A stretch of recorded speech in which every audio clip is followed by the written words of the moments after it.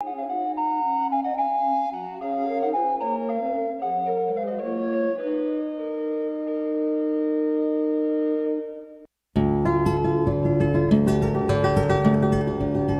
Lord and vanquisher of Hades, greatest protector, we, your creatures and servants, offer you praise, for you have delivered us from eternal death. As you have boundless compassion, save us from all calamity. As we cry, Jesus, Son of God, have mercy on me.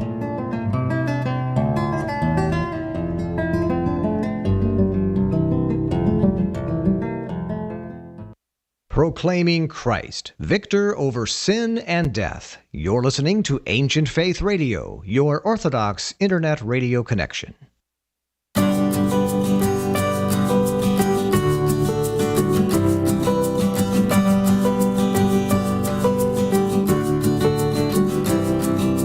This is Everyday Orthodox with Elisa Bielitich, a live listener call-in show where we share the stories of everyday Orthodox people as we get to know the members of the body of Christ. Join the conversation. We invite you to call in with questions at 1-855-AF-RADIO, 1-855-237-2346. Welcome to Everyday Orthodox. I'm Elisa Bielitich, and we are live on Ancient Faith Radio here at August 8th of 2021. And I'm excited to be coming at you live from my new house. So if anything weird happens during the show, you'll know it's because we just set up this studio and we got to make sure that everything's working well. But I think it is. And so we are back again we're live on Sunday night. We try to be here every Sunday night. And, we just get together to meet Orthodox people and to build community through conversation. I just think Orthodox people are so interesting. We have a lot of immigrants. We have a lot of people who grow up in families of immigrants. We have a lot of converts who come in from outside faiths and they sort of stumble into Orthodoxy in all different sorts of ways. So I think there are just so many interesting backgrounds and so many interesting stories in the church. And I love going to coffee hour, and sitting down and asking people questions. And they just start telling me their stories. And it's always something fascinating. So here we are. We're getting together every Sunday night and we're doing just that. We're just going to sit down with someone and ask their story. Now, Matishka Trudy Richter is in the studio tonight. She's producing and engineering the show, and she's taking your calls. So you are welcome to call in and join the conversation. The number is 1-855-AF-RADIO, 1-855-237-2346. And so you can call in and ask any questions you'd like. And then, of course, we're also broadcasting not only on the Ancient Faith app and the Ancient Faith website, but we're actually streaming as well on Facebook Live and on YouTube. So you can look that up, look up Ancient Faith Radio, and you'll find that. And of course, if you miss us live, you can always listen to us in the archives.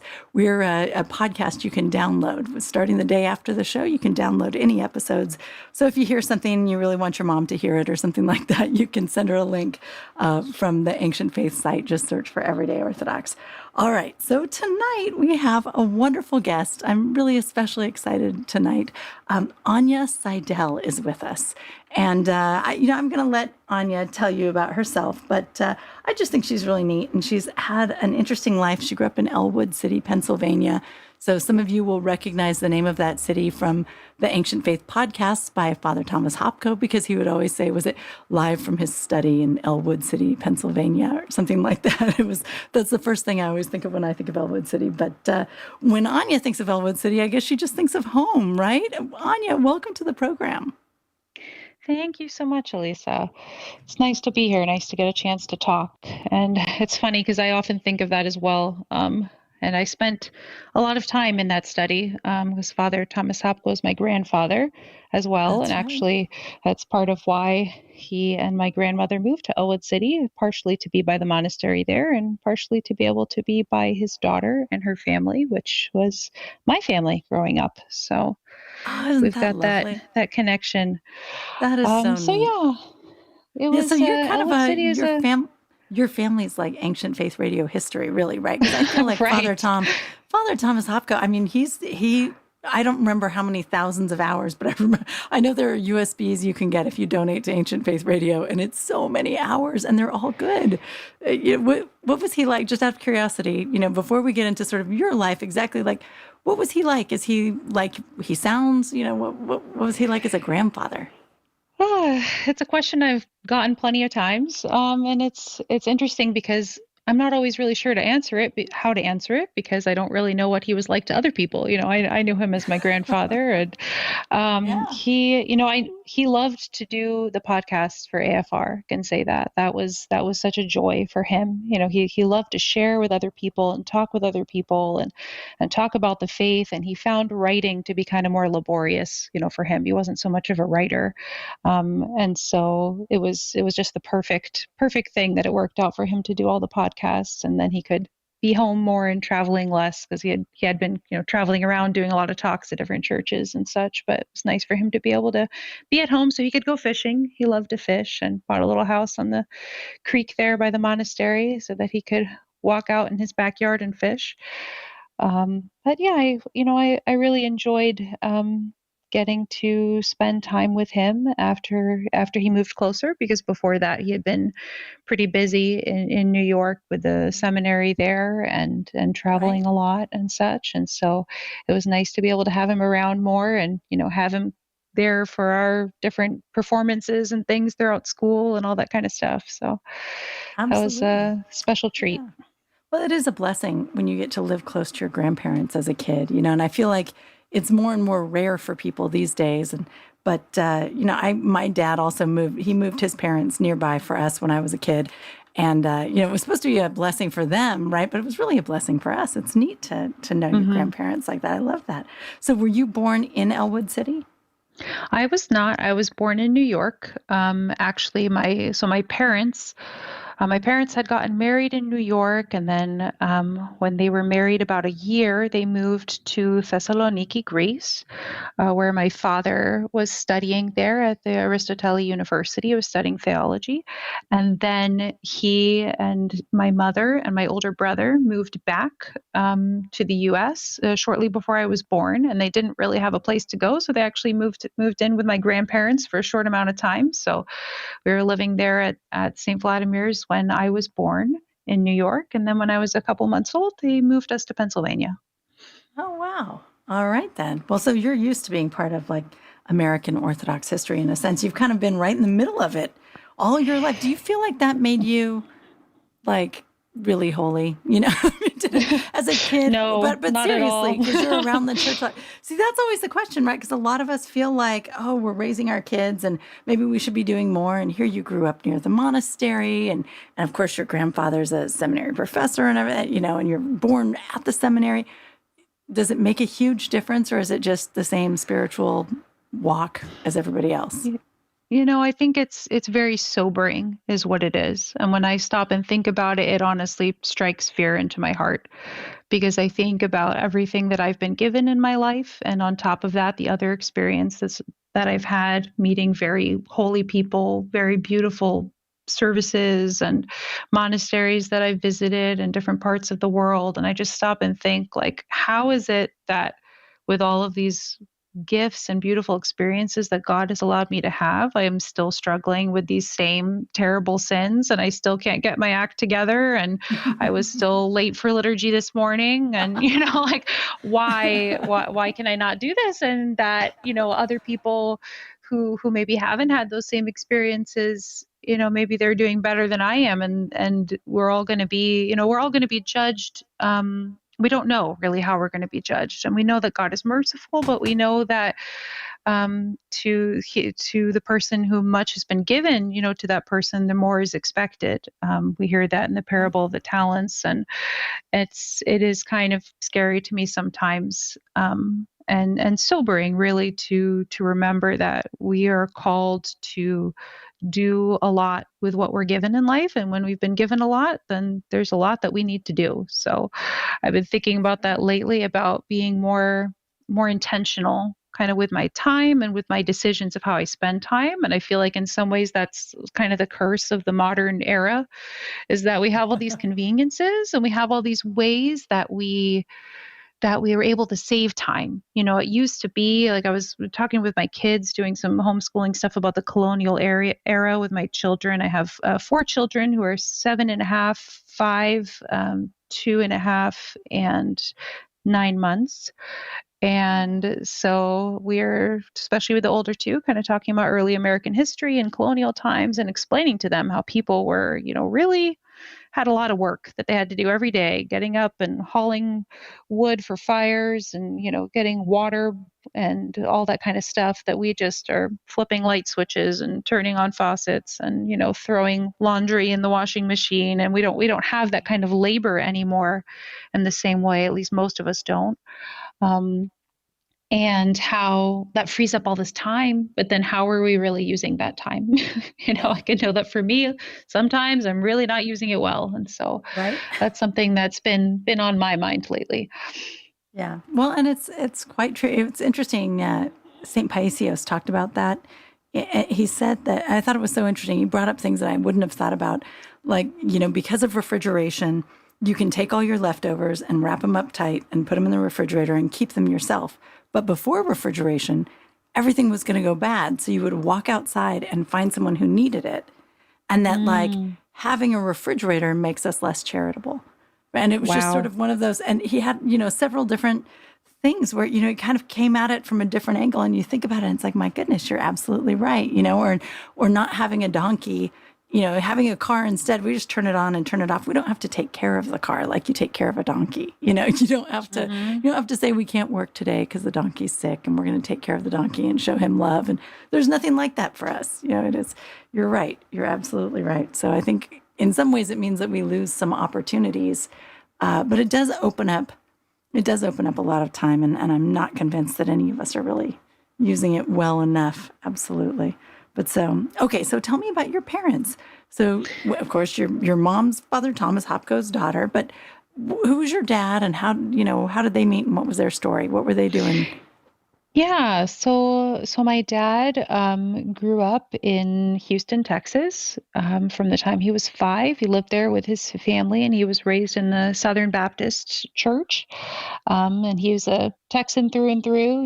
His ancestors kind of came across America to Texas pretty early on. I want to say like 1800s, and so he grew up Southern Baptist and went to church and all of that, but it never really clicked for him really well. And he was always interested in exploring and learning more. And when he was a teenager, kind of started visiting some different churches, and he actually made friends in his local school there where he was with a girl in his class who was the daughter of an Orthodox priest. And he went to church with her one time, and that was how he learned about Orthodoxy. And this was, back in, I want to say 1975 or something like that. So this was kind of, I want to say before there was really a big rush of converts. I feel like a lot of that was kind of later with the reception of the EOC and that sort of thing. But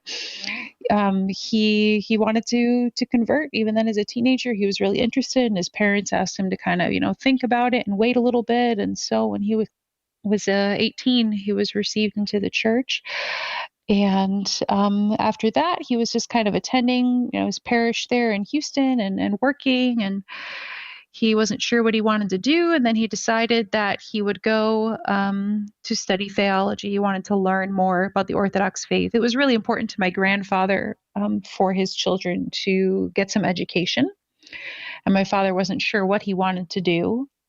And so this was kind of like a compromise there, I guess I could say, that, my grandfather said, I want you to go to school. And he said, okay, well, there's this program, because at that time, St. Vladimir's had their, what they called the pre-fee program, where they had a arrangement with some local colleges where you could get your bachelor's degree and be kind of dually enrolled with St. Vladimir's. They no longer have that program, but I know there are a number of priests out there today who went through that.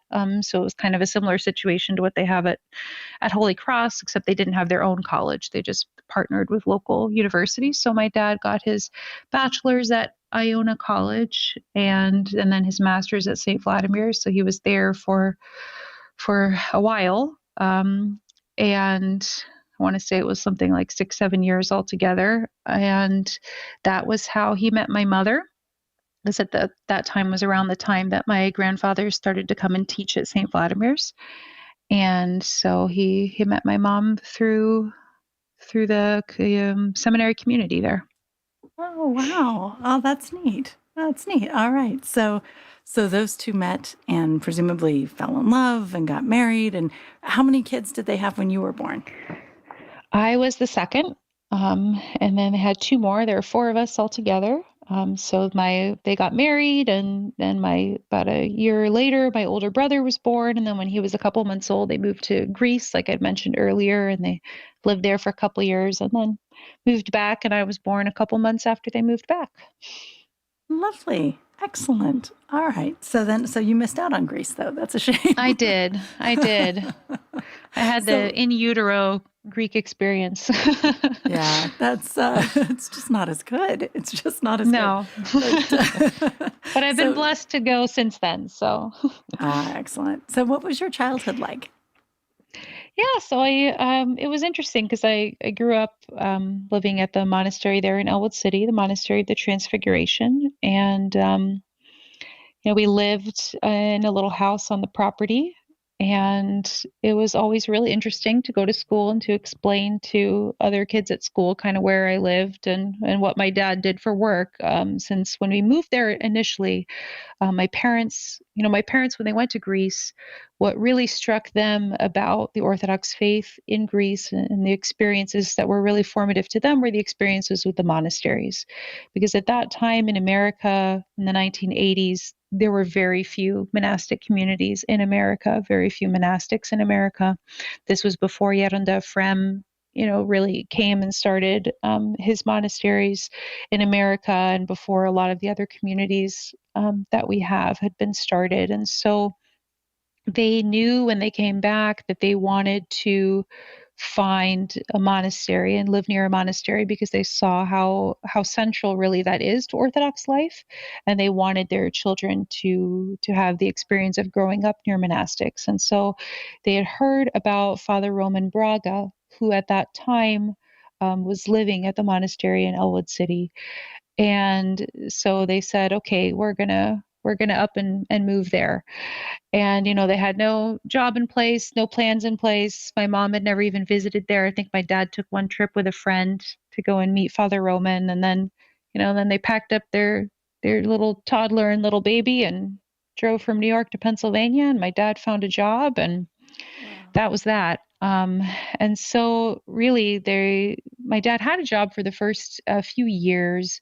And then after that, he had started helping the nuns off and on. They would ask him for help with different projects, repairs around the building, that kind of thing. My father's a very handy kind of person, really good at fixing things, building things. He had worked construction in the past. And so he started helping the nuns so much with their projects that they said, hey, how about you come, live in this house on the property and we'll work something out, until eventually it kind of transitioned to being that my father started working for the monastery as an employee. And that's what he still does to this day.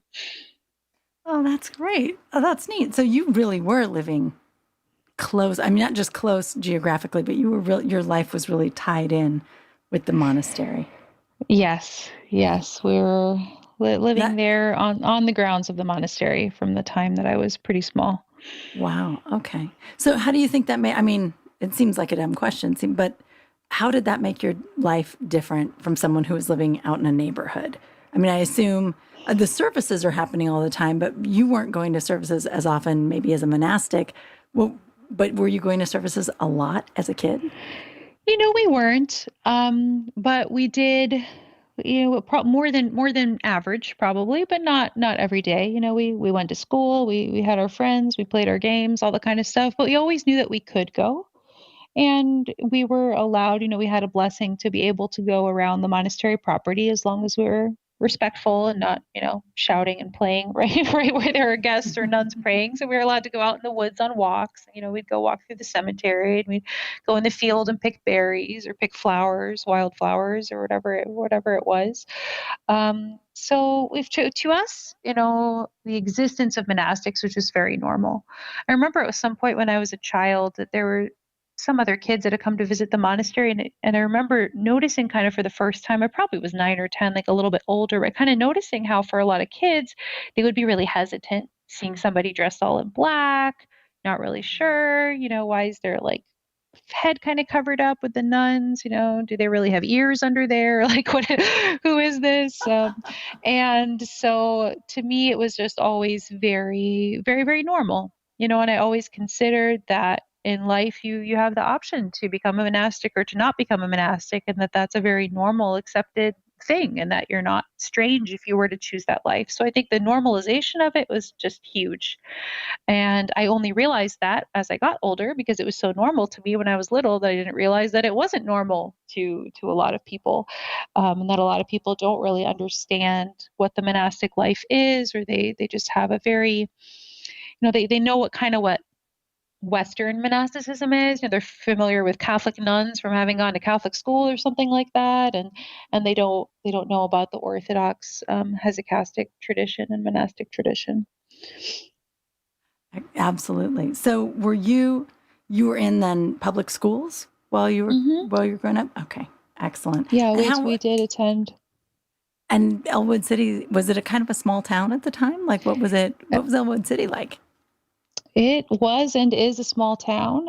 I think our town was maybe around 9,000 people or so in population when I was a kid, 8,000. So pretty small town. The monastery is a little bit out from town, and so the surrounding area of the school district was probably around 12,000 people. So our little local elementary school was small. My high school graduating class was like 130, 140. So it's definitely a small town experience.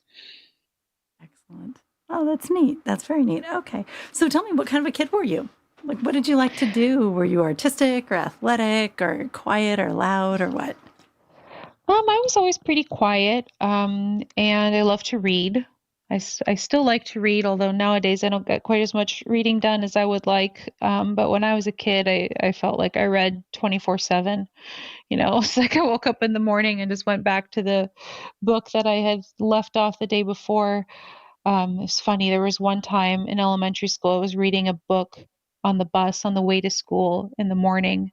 And I was so engrossed in this book. I remember that it was The Bronze Bow, which, if you have not read The Bronze Bow by Elizabeth George Spear, you should, or you should have your kids read it. It's an excellent book about some young people during the time of Christ. I remember when I first gave it to my grandfather to read, and he read it, and then he was like, "Oh, this is the best book." And then he bought like copies for all my cousins, and he told everybody to read it. So it even has the Father Hopko endorsement too. But I was reading it on the bus on the way to school, and I was so distracted that I didn't notice that the bus had stopped at the school and all the kids had gotten off and gone into the school. And the bus continued the whole way to the bus yard. And it was only when the engine turned off on the bus that I like jumped up and was like, "Oh my goodness." And I shouted to my bus driver. I was like, "Mrs. Judy, like, what do I do now?" And she drove me to school in her car, which I don't know how appropriate that was, but I don't know. These things in the 90s, I think that was just normal then, at least in small towns. Absolutely. And probably in small towns it still is. I don't know. Probably. So you loved to read. Were you thinking maybe to be a writer? Were you thinking, what did you picture yourself? What were your dreams? Yeah, I always thought that I would have a bunch of kids. That was something I always loved, playing with babies and taking care of, kids and babysitting, that kind of thing. And so I always thought, well, I'll get married and I'll have a bunch of kids. And I didn't really think too much beyond that. And I think that, there was a time for a little while where I thought, well, maybe I could be a nurse, because I was never really like bothered by blood or guts or any of that kind of stuff. So I was like, maybe I could be a nurse, but that didn't pan out. So. Excellent. So you went, I guess, through high school, and then you're heading off into college. And where did you go to school? Did you go far away from home, or did you stay? I did. Okay. Where'd you go? I went far away. So I went to the University of Chicago. When I got to the end of high school, I had done pretty well in high school. I mean, small town, so it's not the most prestigious high school, but I'd done pretty well, and I applied to some different schools, and I wanted to go somewhere to kind of be academically challenged, because in my public school there wasn't so much of that because it was kind of small. And so I was in touch with a friend. I had never heard of the University of Chicago, but my my brother had actually gone on a trip to Greece with my godbrother, and they had gone to meet with some friends in Greece, some connections through my parents, and they went to Mount Athos. And this was when my brother was, I think, 13 or so, and my godbrother around the same age. And so the two of them went on this trip, and when they went to Mount Athos, they met this other family that was there with some boys around their age who were visiting the Holy Mountain, and, got in touch with them. And this was back in the AOL Instant Messenger days, and so my brother had been talking to this guy. His name was Nick. He's now a monk, actually, in Mount Athos. He's at the monastery of Viviron. And so I ended up connecting with Nick as well. We visited also in the U.S. After we realized that we didn't live that far apart from each other. And he was also somebody who was really interested in academics and reading and that kind of thing. And I was talking to him about, well, where are you thinking about applying to college? And he went to the University of Chicago, and he was like, I think you should look into it. And so that's how I ended up learning about it. And I actually went to visit the campus with my grandfather. He was invited to speak at the Sunday of Orthodoxy Vespers in Chicago. They usually have a big speaker there, and he was invited that year to be the speaker. And so I think I was in 9th grade or something like that. And so I flew out with him for the weekend during Lent, and went and visited the campus because he knew Father John Schrodel, who was there at the time at the University of Chicago. And so got to visit there and see it and think about applying there. And that's how I ended up hearing about it, learning about it. And it was a really nice time there. I actually ended up expanding my time a little bit, and I did a joint 5-year program and got a master's in social work. So I got my bachelor's in psychology and my master's in social work. Beautiful. Would you say that the decision to do social work was influenced by your religious upbringing, or what do you think? I think in some ways, yes. And I think that, I'd always enjoyed, finding ways to work to help other people. And I had done a lot of volunteering in my undergrad in different ways. And so from there, I was kind of thinking, well, I want to see kind of what other skills I can get, job skills that I can get that are going to be something more practical. The psychology I had studied was very research oriented. And so that master's degree gave me something a little bit more hands-on. Okay. Excellent. So what did you do? What did you do after so you got this master's degree? Did you go out and get a job? What happened? I did not. Honestly, at the end of my time in graduate school, I was really tired. I felt pretty burned out. I think, school is academically demanding and everything. And I didn't really feel ready to jump into a social work job, which is also very demanding. And at that point in time, I was also starting to kind of consider the monastic life too. I think that's something that a lot of people who grew up as seeing monasticism as an option, like I mentioned, from young childhood, I always saw that as a perfectly equal option with getting married. And so during my time in college, I had spent a lot of time visiting the monastery of St. John Chrysostom in Kenosha, Wisconsin, which is just about an hour north of the north side of Chicago. And so, I love to visit there and get to spend time with the nuns and go and chant with the nuns in the services. And so I was thinking kind of like, I'm not really sure, maybe I'll go that route instead. And I was hesitant to just jump into a job. And so I actually went back home for a period of time and worked in a friend's family business, not, doing anything related to my degree, and just kind of taking some time to think about where I wanted to go in life and what I wanted to do. So what happened? What happens? Yeah, right. Like, wait a minute, so you have kids. There's a big twist coming. But actually, hold on, because we have to take a short break. And clearly, there's a good twist in this story. I think there's a very interesting shift about to happen. So we will be right back live on Ancient Faith Radio with Everyday Orthodox. See you in a minute. Everyday Orthodox with Elisa Bieletich will be back in a moment. Give Elisa and her guest a call at 855-237-2346. That's 855-AF-RADIO. No end of books these days offer us techniques for self-improvement. But in the newest release from the Ancient Faith store, Gratitude in Life's Trenches, Robin Phillips takes a different tack. He shows us that God meets us where we are, in the pain and heartache of the present moment. Instead of looking for a way to escape from hardship, we can cultivate an attitude of gratitude, peace, and self-acceptance that will transform our experience of suffering. Drawing on his own experiences and his work as a consultant in the behavioral health industry, as well as stories of saints and sufferers, teachings of the fathers, and recent discoveries in neuroscience, Phillips shows us that the journey to personal well-being is one we can all travel, regardless of the hardships we may face. To find this book and others like it, you can go to store.ancientfaith.com. Again, that is store.ancientfaith.com. We're back with Everyday Orthodox with Elisa Bielitich. Do you have a question for Elisa and today's guest? Call in now at 855-237-2346. That's 855-AF-RADIO. Here again is Elisa. And welcome back to Everyday Orthodox. We are live on Ancient Faith Radio with Anya Seidel tonight. And so we've been talking about her childhood in Ellwood City, growing up near the monastery. And of course, her grandfather was Father Thomas Hopko. So she's kind of been surrounded by seminaries and monasteries and all this stuff in her life. And she's starting to think about being a monastic.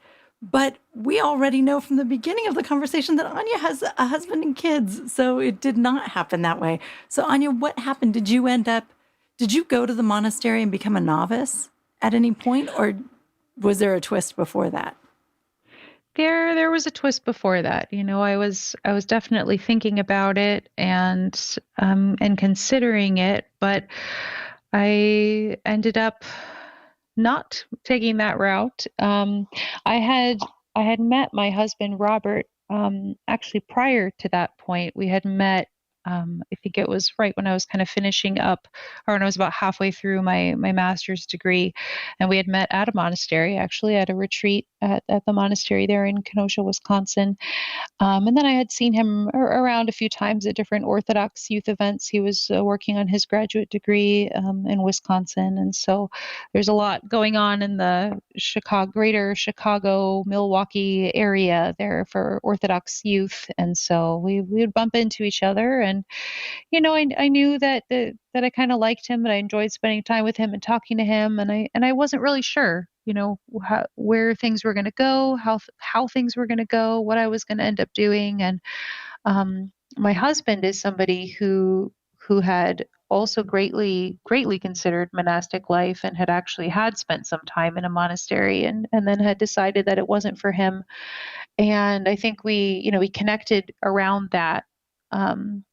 Around that love of monasticism and that familiarity with it.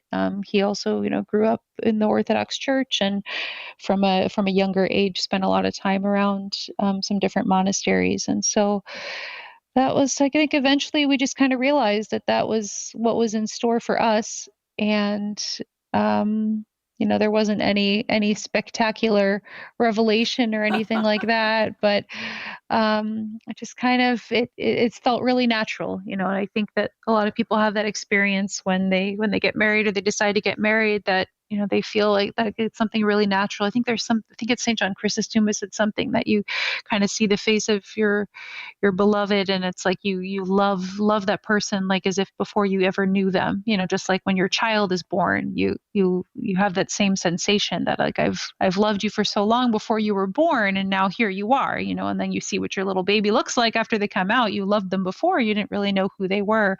And I think sometimes you have that sensation when you get married as well, where you're like, oh, you're the person that I've been kind of loving and waiting for so long. And so I think we kind of had that realization, and that was that.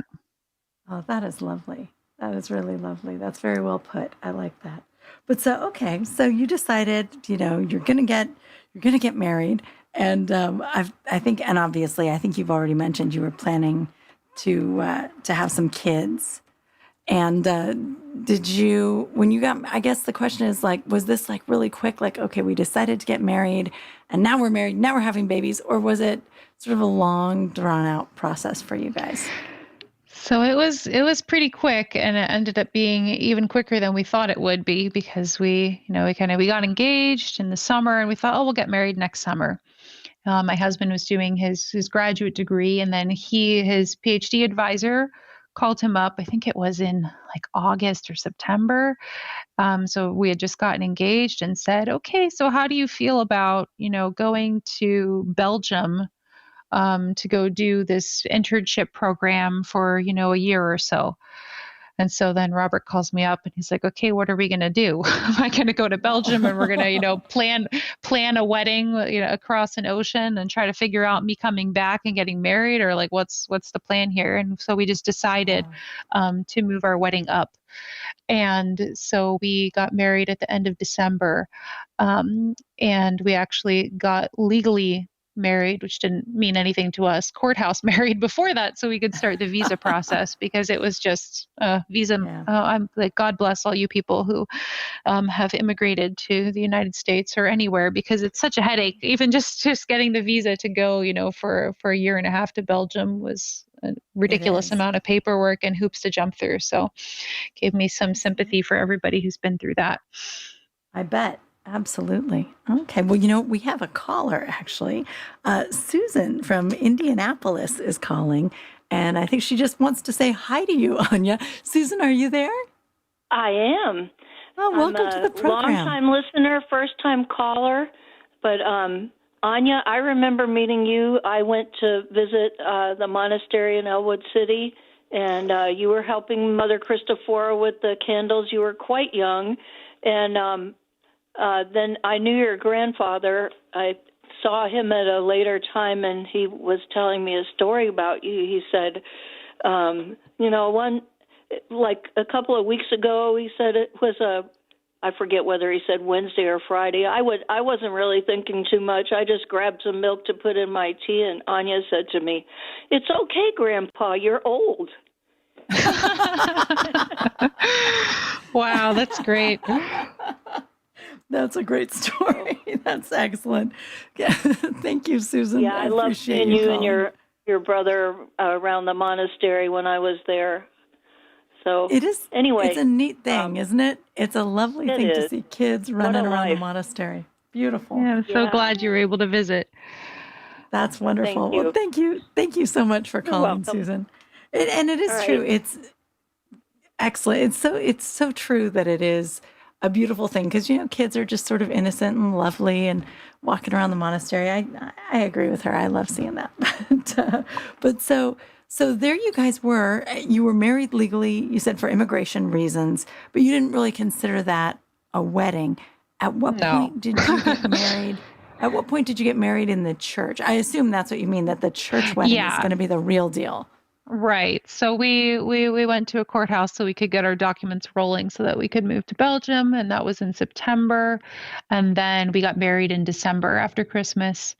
And then we had thought that we were going to leave for Belgium in, I think it was like March was the original date they gave. But then all of the documents got so delayed that we didn't end up leaving until June anyway. So I guess we could have done our church wedding after Pascha anyway, but it was one of these situations that was all hurry up and wait. So we were kind of living as nomads until we moved to Belgium. Yeah, sometimes life goes like that, right? Like you think the schedules and you get everything worked out, and it's like, oh well, no, okay, never mind. But how was Belgium? It was amazing. We were really blessed with the town where we were. We were in Leuven, Belgium, which is a university town. And so there was actually an Orthodox little church in our town that we could walk to. That was under the Russian church, but it was pretty international community because it was a university town. So you had, a mix of students, Greeks, Russians, Romanians, Moldovans, Ukrainians, and different people who had immigrated. And they did a lot of the service in Flemish, because in the northern part of Belgium, that's the language they speak. And so we had a good amount of Flemish in the service, and they actually would typically read the epistle and sometimes the gospel in English as well. because there were enough international students there that they would do that, and they would have somebody help with translating sermons and things like that. And it was just a lovely community. Really nice to be there for a while. Oh, that's neat. And it's always lovely to think about the many languages into which the services have been translated. It's so neat. Like someone took the time to put everything into Flemish, and there you go. That's lovely. But so you got some English, and the community was really sweet to you.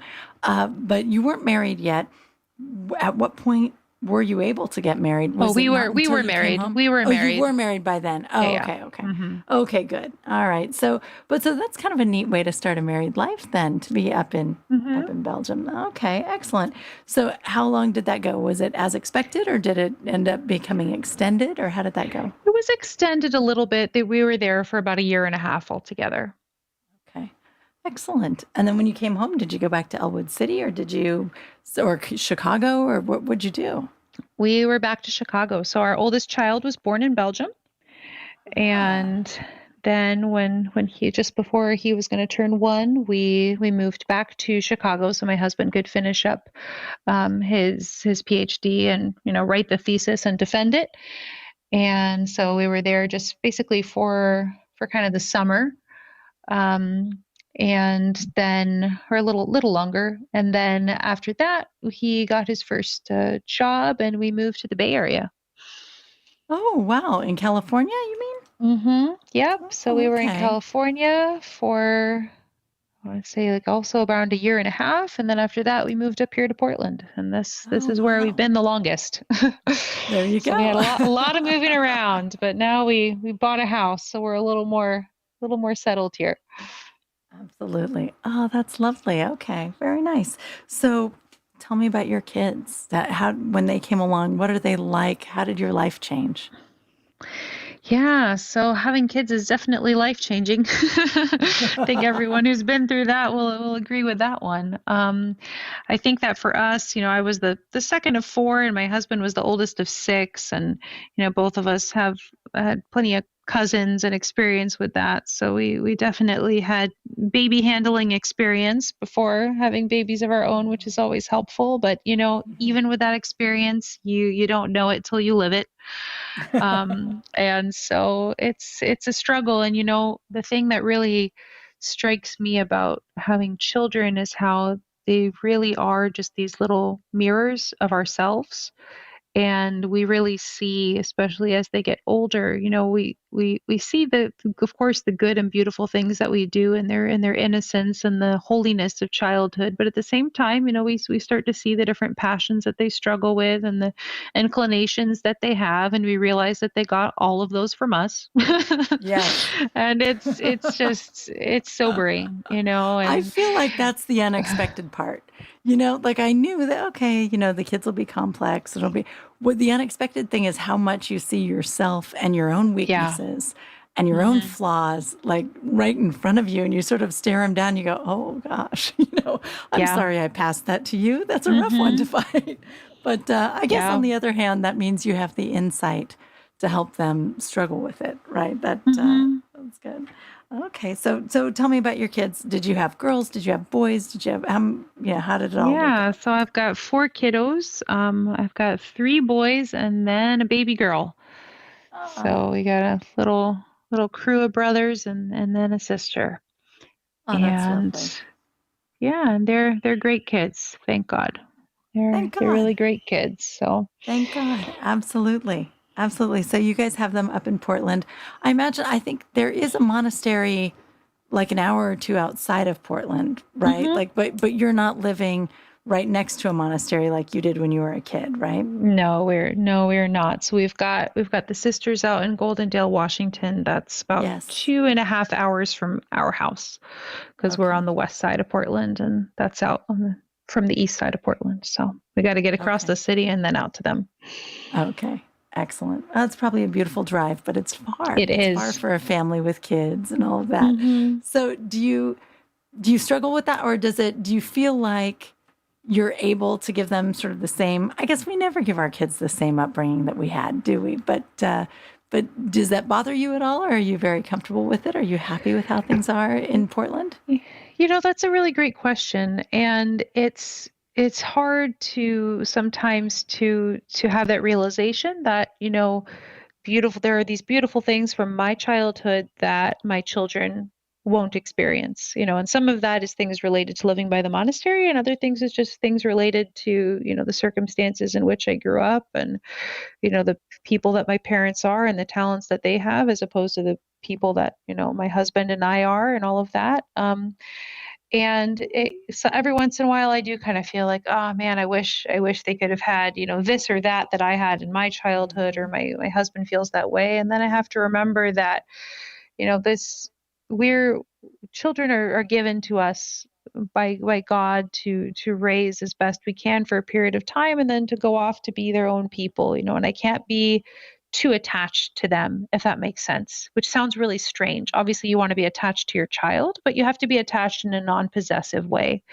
And that is, I think, a huge struggle that all of us have as parents, is how to love your child and have that relationship with your child, but not be too possessive and too almost controlling, of wanting to say, oh, I want you to have exactly this experience or exactly that experience. Their children will take what life gives them just like we do. And, in all things, we have to say glory to God and kind of make the best with what is given to us. Isn't that the truth? Absolutely. Well, and I think it's true. I like that you use the word controlling there, because there is a sense of, and possessive, right? That this idea that, we have this idea of what we want our kids' experience to be. And like, you're not in charge of that. You can provide shelter, you provide wisdom. There are a lot of things you get to do, but you don't get to determine what their experience is necessarily. And who knows, you could move to the exact same neighborhood and everything, and it's still going to be totally different, still completely Absolutely. different experience. Absolutely. Of course. Okay. So you considered being a monastic when you were younger, and so did your husband. Is your husband a priest now? Is he did you guys end up following kind of church callings, or instead are you just like a lay family raising your kids in the church? Yeah, we're just kind of, working in the world, and, sometimes we help with chanting and things like that, or youth programs or whatever. But we're just doing our best to, be the people that God is asking us to be right now. And it's a hard thing to do. And I remember, Father Roman Braga, who was my family's spiritual father when I was growing up, he had been there in Ellwood City when we moved there. And then he ended up moving to the monastery of the Holy Dormition Monastery in Rives Junction, Michigan, which is a beautiful, beautiful monastery. Please, go and visit there if you haven't. And he has since passed away. But I remember him saying to us when we were kids, we need Orthodox scientists, and we need Orthodox doctors, and we need Orthodox lawyers and Orthodox bankers. And, not to think that just to be an Orthodox Christian means that every person who's an Orthodox Christian has to be called to, drop everything and go and live in the desert or something like that, but that you can live out your faith and your life, doing whatever vocation, using the talents that God has given you. And so, for now, at this juncture of our lives, that's what we're doing. And, who knows? We don't know what lies ahead, but that's where we are for now. Absolutely. Well, and I think that's it's so true, right? Father Roman, of course, was right about that. We need Orthodox people all over this culture, all over the society, right? We want to be all over the place and influencing all different sorts of things. And that is part of being in the church. Absolutely. So tell me a little bit more about Father Roman. I know that some of our listeners may not know who Father Roman is. He's Romanian, right? He's a Romanian priest who came over. Tell me a little bit about your experience with him, what he was like. Yeah, so Father Roman was an incredible person and a huge blessing to my life, to my family's life. And I wouldn't be the person that I am today if it were not for him and for his prayers and for his help. And he was an incredible priest and monk who was from Romania, as you mentioned, and he was imprisoned multiple times in Romania, for a while in the famous Pitești prison. So maybe some people are familiar with Father George Calciu, who was also imprisoned together with him. And so sometimes he would tell us about his experiences in communist prison, a few words here and there, which was just incredible to even think. I can't even imagine, what that was like, to be so debased and tortured in the ways that they were, and to be so singled out, because of your faith in Christ, and because he was young, he was zealous, and he was very academic kind of person, which the communists also were not so much fans of people who were academic, and studious, and he was interested in teaching and in leading people in the church. He was part of the Burning Bush movement of youth during that time, and so that's kind of how he was singled out. And eventually he was exiled, and sent to Brazil, and then from there he made his way to the United States,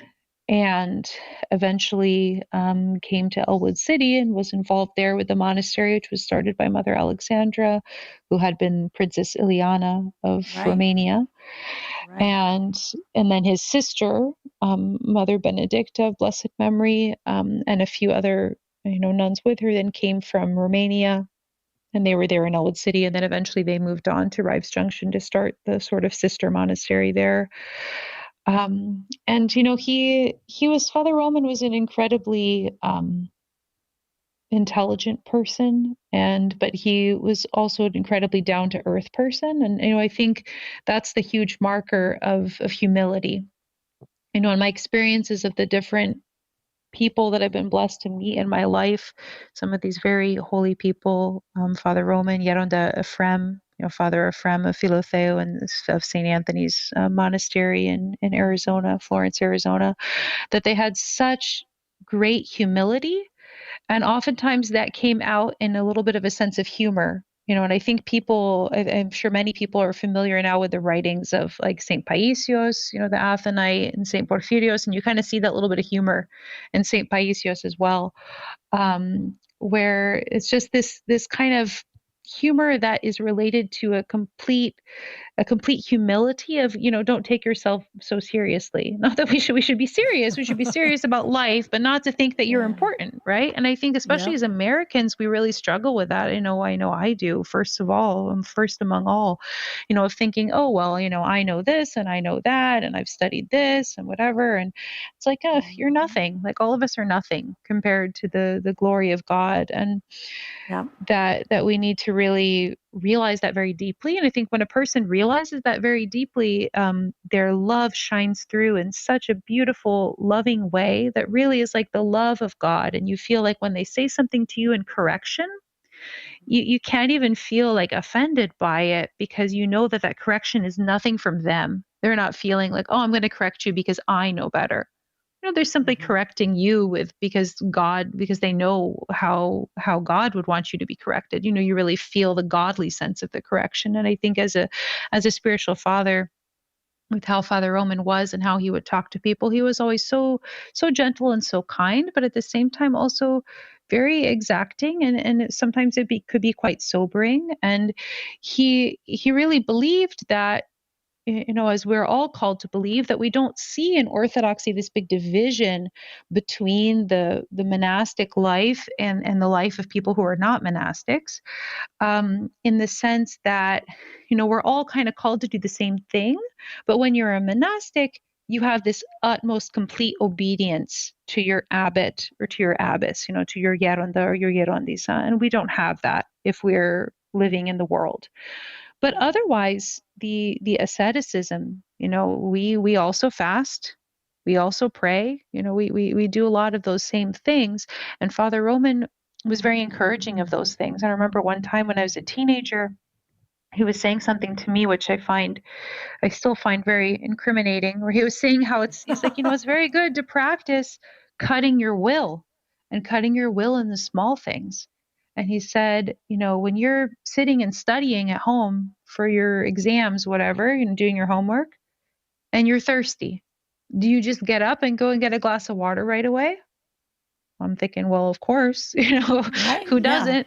He's like, well, go get your glass of water and set it on your desk and wait 5 more minutes and then drink it. not to be constantly, immediately, always saying, I want this, I want that, and I'm going to get it now. And I mean, now fast forward, 25 years, and we are even farther down that hole of immediately giving in to everything that we need, because now I've got a computer in my pocket where I can Google the answer to any question, and I can, order my dinner to show up at my house, and I can do my grocery pickup and who knows what. And I think that we, like we were saying back at the beginning of our conversation about time and how we use time. Well, we've got all these modern conveniences, and we don't use the time that we save very well. And on top of that, our life is so cush. We are just, it's like, I realize it with my kids every once in a while. They say something and I think, wow, I think, oh, that's where we were watching the Olympics. Like we were watching some of the, sporting events with the Olympics, and we were watching on a public television, and they had to wait through a commercial. They're not used to waiting through commercials. They're children of the streaming age. They're like, what is this? I can't fast forward. What happened? And I'm thinking, okay, wow. There's just this little difference in terms of how they're growing up. And that worries me as a parent, where I have to think, okay, how am I going to help them to learn about ways to wait and to not always be jumping to make sure that they have everything that they need. As parents, we want to give our children everything. We're so hardwired for that. You're thirsty, here's your water. You're hungry, here's a snack. And I have to remind myself that sometimes we have to say, okay, you can wait. I'm not going to reach behind while I'm driving and hand you your water bottle. You can wait 10 minutes till we get home. You're not going to die, right? Like you can wait, even from a young age. And it's a hard thing to figure out because, toddlers, they can't handle life as easily. Their brains are, more prone to meltdowns when they're thirsty and whatever. And everybody's got to balance that for themselves. But I think we're just so used to meeting our every need and our every want and our every whim so instantaneously. And that is like the complete antithesis of what we should be doing as Christians. And it's just considered so normal nowadays. Like if you don't do it, it feels kind of strange. And to me, that's something that I know that I need to be mindful of and working on. And that was something that Father Roman was so keen on. And he's before the streaming age too, right? Like yes. He was worried about this. He was worried about this in the 90s. And here we are, 20, 30 years later, and how much faster, at least in the 90s, when you turned on your computer, you had to wait for the modem to connect, with all the crazy sounds it would make, Exactly. I'm so struck by it, right? Like every time you upgrade your phone or your computer, it's so much faster than the old one was. And then you go to help someone with a computer that's, maybe a generation or two behind yours. And it's like going to drive you crazy because you can't bear that extra 4 seconds. And it's really, why is this happening to me? It's not a good thing for us. Not at all. Absolutely.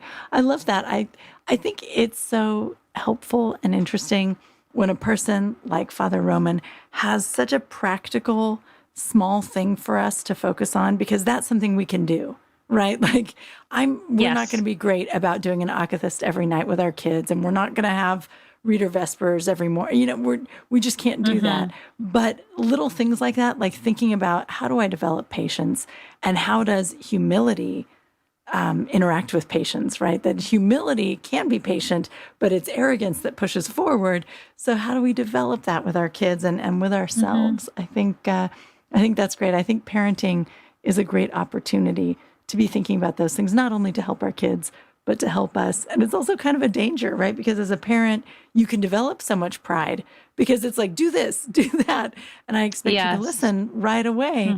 And that development of patience too, it's a beautiful thing. I think it's so lovely to see the ways in our practical daily lives that we can make a difference like that. I love that. Oh my goodness.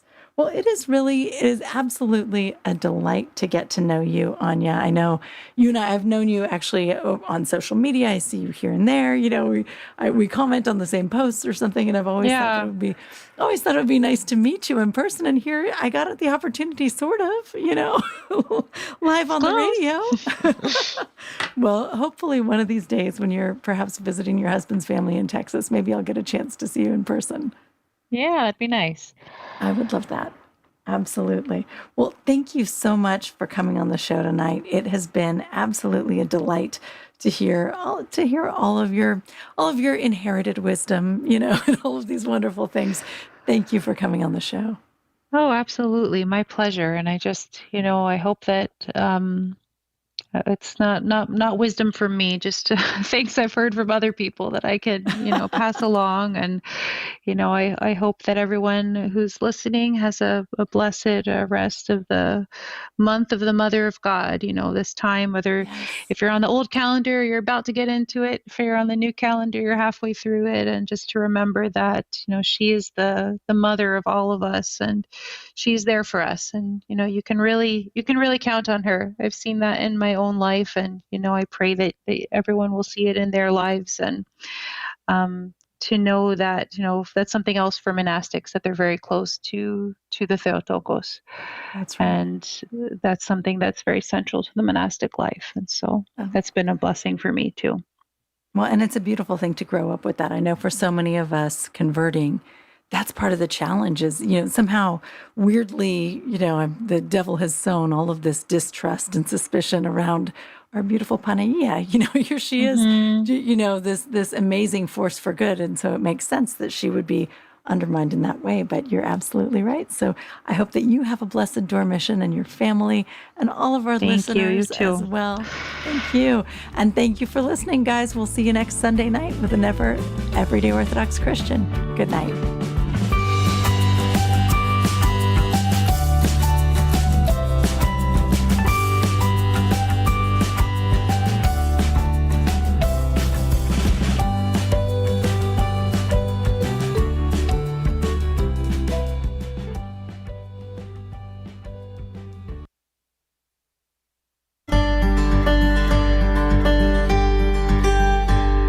Welcome to the St. Amelia Podcast, Orthodox Christian Homeschooling. St. Amelia Ministries is an outreach of the Department of Homeschooling of the Antiochian Orthodox Christian Archdiocese of North America. We exist to promote, support, and unite homeschooling families throughout Orthodox North America. Join us for monthly conversations with homeschooling parents, interviews with leading voices in the Orthodox homeschooling community, recorded lectures from